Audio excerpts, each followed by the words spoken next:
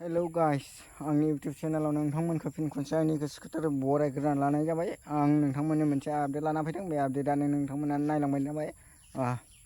जाखिनि नोंथांमोना थान्डेलाव नुदों आरोना बेनि बागैसो आं फंनैसो बुंगोन। जायफोर नोंथांमोना बेबायदिनो नाम फेन्दा फैला खालामनाय बेफोरखौ नोंथांमोना गार आरोना। नोंथांमोना जुदि गारनो रोङाब्ला नोंथांमोना मा बुंजागोन बेखौ खोनासंना लादो आरोना नोंथांमोना। जायफोरा दा बुंनाया बुंखायो आरोना लोगोफोर, नोंथांमोना बेसेबांखिनि मोजां हाबा मावनो थांगासिनो, अब्ला बै समावनो नोंथांमोना गाज्रि लामायाव आगान होयोब्ला नोंथांमोनाथ' बुंजाखागोनानो।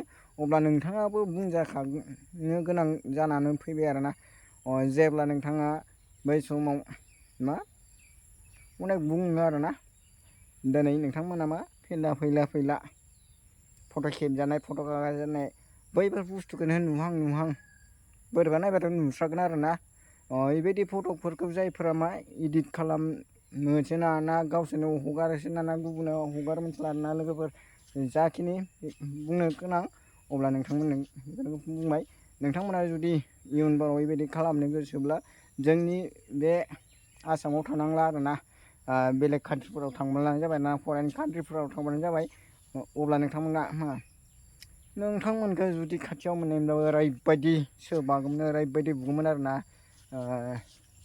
मा आखलनि मानसि नोंथांमोनालाय? साननो रोङा, मेलेमाव जेबो गैला नोंस्रा। भिडिअ'आ बिसिनिखिनिसै आरोना लोगोफोर। बाय बाय।